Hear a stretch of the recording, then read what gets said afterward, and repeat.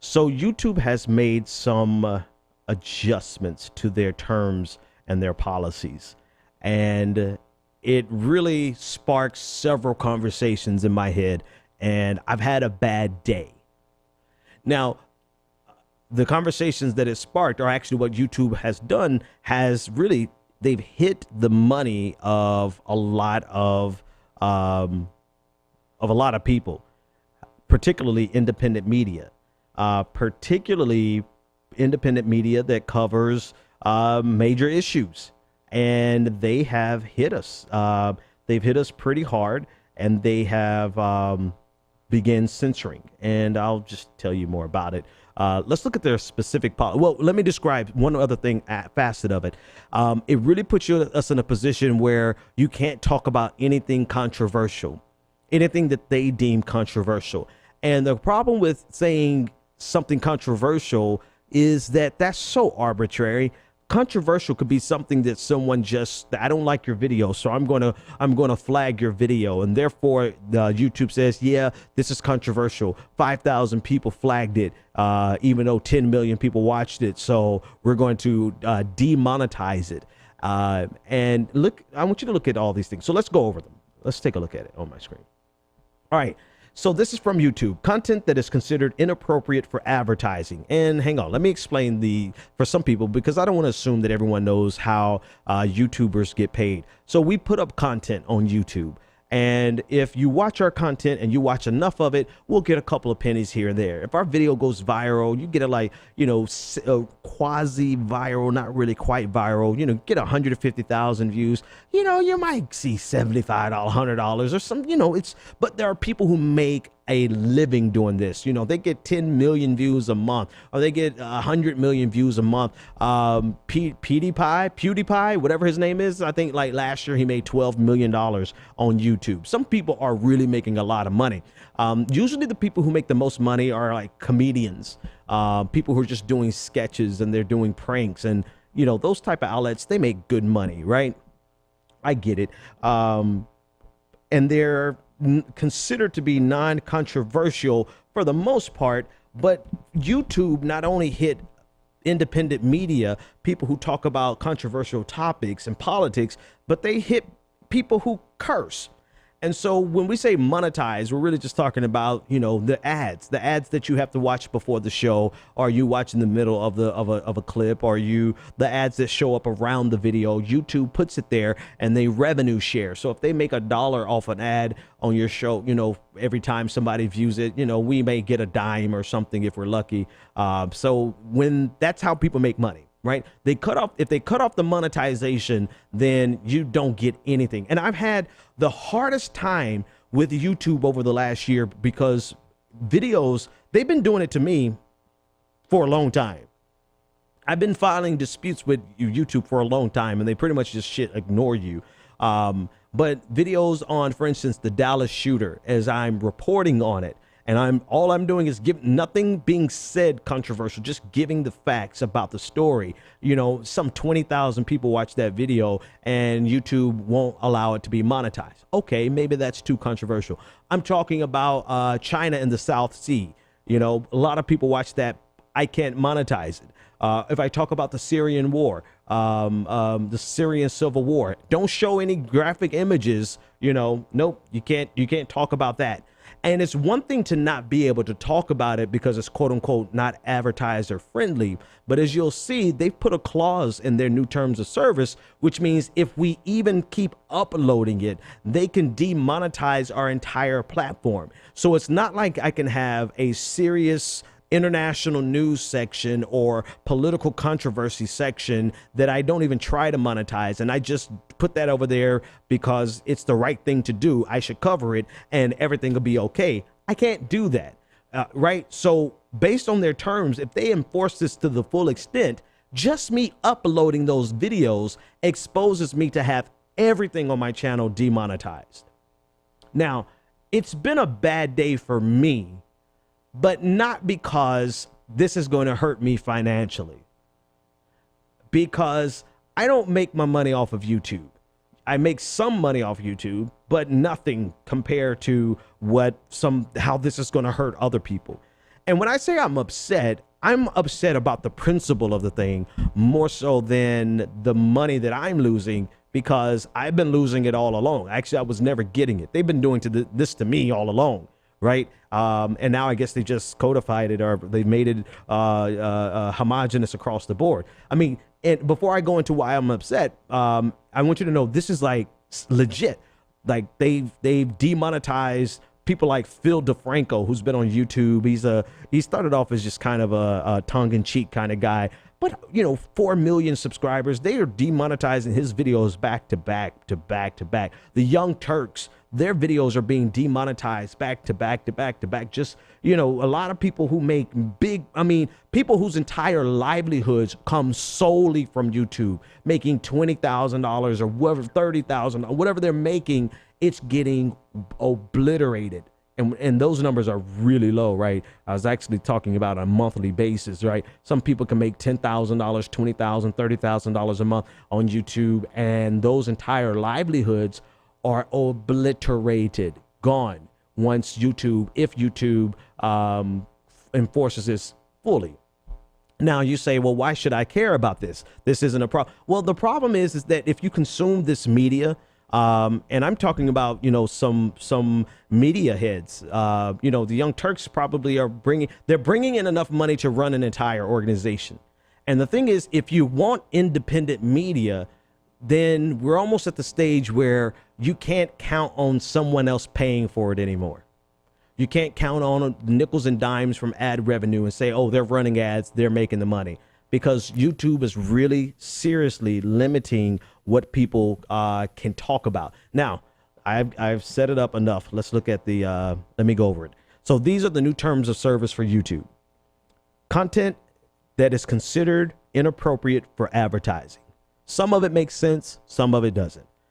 All right, here's the entire section. Content that is considered not advertiser friendly includes, but is not limited to, sexually suggestive content, including partial nudity and sexual humor. Okay, whatever. I don't do that.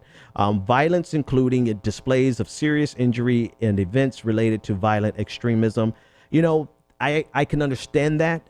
But if you think about, there's a channel called Great Wars on YouTube that explores stuff like World War II, a historical documentary. And they have been flagged out of existence almost. So some of that I can agree with, because you have people who like to upload people getting shot and their brain matter splattering everywhere. But then you have some legitimate uses of that where you are discussing the implication of our wars. You can't do that anymore. All right. Inappropriate language, including harassment, profanity, and vulgar language. Well, harassment. Yeah. Okay. I get it.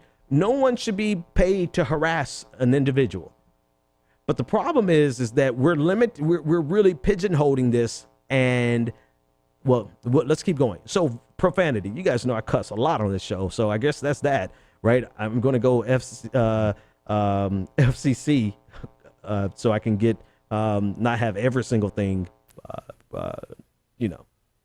demonetized. All right, that's not even the hard stuff. That's the easy. That's the okay stuff. You can live with everything so far. Here's the next one: promotion of drugs and regulated substances, including selling and the use. And yeah, okay, no kidding. Obviously, you shouldn't do that. That's not good for anybody. Here's the big one: content that is considered inappropriate include the following, but is not limited to: controversial or sensitive subjects and events, including subjects related to war, political conflicts, natural disasters, and tragedies, even if graphic imagery is not shown. So now on YouTube, content that is advertiser unfriendly is controversial topics, sensitive subjects, and events, including subjects related to war, political conflicts, natural disasters, and tragedies, even if graphic imagery is not shown. So just talking about conflicts, wars, political conflicts, define controversial, YouTube, right? Just think about the implications of this. Natural disasters. We can't even talk about the floods in Louisiana. like, or earthquakes, you know, what the hell? Tragedies. I mean, what can, basically anyone who's reporting the news, and I'm quite sure this is not going to happen to CNN, right? Or any other major news outlet on YouTube, because they're probably part of the same, some of them are somehow connected. Or if they're not connected via a parent company, they're connected via relationships, right? But this is going to hurt independent media, but that's not it. Here's the rubber, here's the icing on the cake, the camel that broke the straw's back. Reverse that. You know what I mean? If any of the above describes any portion of your video, then your video may not be approved for monetization. If monetization is approved, your video may not be eligible for all available ad formats. Okay. YouTube reserves the right to not monetize a video, as well as suspend monetization features on channels that repeatedly submit videos violating our policies. So in other words, even if I decide, okay, I'm not even going to try to monetize this conversation I'm getting ready to have with Isha on the death row, the activist on death row in Saudi Arabia. Even if I don't monetize that, if I continue to have that type of conversation on my channel, they will demonetize my entire channel.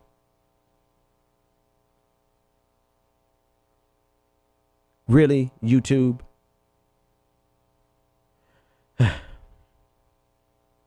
So this is why, and again, for me, it doesn't really hurt me because one, I work a regular job, right? Two, and I'm not saying that bragging because it's really dumb. It's really dumb that I'm working as many hours as I am, right? I don't want to act like I'm a hero doing that. It's actually dumb for me to continue to do that, but it's not going to hurt me because I'm working a regular job. But then two, even for the show, the bulk of my show, support for my show come from the patrons and other sources. YouTube is just a small percentage of it. It bothers me on behalf of colleagues that I know who their entire livelihood comes from YouTube. And I feel bad for them because they're in the same space that I am, and they have conversations about controversial things because that's what you should do as online independent media journalists. But it bothers me the most because these corporations have so much power over our entire lives. They have power over what we can say. They have power over what we can watch. They have power over what we can broadcast. They have power over when we can see it, what we can hear, the approved message, what's not the approved message. If you're controversial, then you don't get any airtime. Now you don't even get any possibility of monetization to make a living off of doing some good journalism.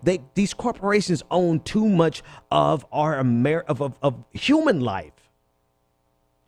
And then you couple that with the conversation we had about Apple the other day, where they're in Ireland, forget taxes in America, they're in Ireland paying 0.005% taxes.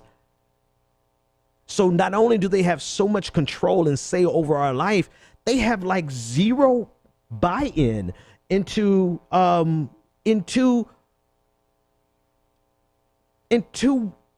our society. They have zero skin in the game anymore. They're not paying, they pay less taxes than you and I. So they have this draconian and absurd amount of impact on our lives, yet these I can't cuss anymore, right? So yet they have zero commitment and social responsibility because they're doing everything they can to avoid taxes. So they are here to extract wealth because they're making their money off of us. They are here to make their profits. They're here to dictate what we can say and what we can't say. They're here to dictate what you can watch and what you can't watch, but they have zero skin in the game in terms of the investment into our society. That's what I'm pissed off. And what pisses me off more is that you have ignorant mother blankers who think this is okay just because, one, it doesn't harm them, two, it doesn't harm their political ideology, and three, because they're enamored with this concept of corporations. as though you have a 0% stake in Google. And this idea that corporations are doing such a benefit to human society. No, they are both leeches. They are leeches sucking the life out of humanity.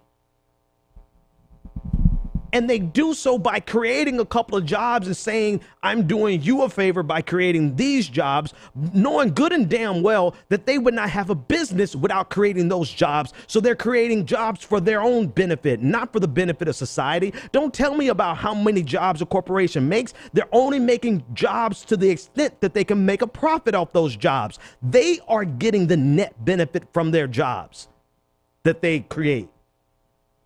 So they extract wealth from us. They get subsidies from our tax dollars. They tell us what we can say and what we can't say, and they have zero input in their social responsibility by paying taxes. Because now they can gallivant all over the globe to find the lowest tax rate possible, yet these fuckers want to have something to say about how America is run. And not just something to say, they have a domineering control over what happens in America, and they have zero buy-in into America. And the thing that pisses me off the most is that you have people who are affected negatively by this, who are co-signing this, who are cheering this on. Now, the YouTube terms of service is just one little detail in this bigger problem. But to me, it's emblematic of the bigger problem. It's control. It's control for profits. And it is news and education at the mercy of advertisers, at the mercies of other businesses. And none of them, very few, I mean, maybe these advertisers, because sometimes advertisers are small businesses that are getting hurt just like somebody else making $100,000 a year. You have some small businesses that are running ads and paying a lot of money for clicks so that they can benefit but they're paying taxes out the wazoo. It's these major corporations, right? And that's a whole nother conversation. A lot of times when they talk about small businesses, they're not talking about the mom and pop shops. They're talking about businesses that make like 100 million a year, right? They consider that to be small business, but that's a whole nother conversation. The problem is that we have given and turned over so much control in our society over to a group of businesses, the biggest of which have no investment in our society in terms of tax dollars. And don't ever mention to me about the jobs they create, because those jobs benefit them. They profit off of those jobs. They're not creating jobs out of the goodness of their heart. And they're only creating jobs to the extent that they can create a product that is consumable by the masses. That's what really drives me and makes me very upset about today. It's because it's just one more domino in the chain of events that silences any real intellectual conversations, any real analysis, anything that's not carefully crafted and groomed by a neoliberal paradigm that starts in high school, right? It starts in high school and people grow up with it, and probably starts sooner than that. They grow up with it and they think that they're doing something right. In reality, they have been programmed to shape the world in the way that best benefits capital to the detriment of labor.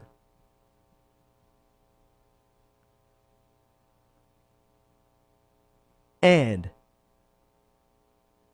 they have zero they have like zero commitment. They have zero commitment to America. Their sole purpose is to get taxes to zero. Their sole purpose in their relationship with America is to get their taxes to zero. Why do we have them having any input into how America is run? Why should someone who pays nothing in your home have any say on how your home is run?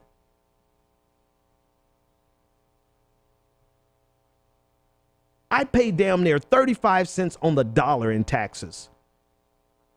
Apple pays 50 euros per million.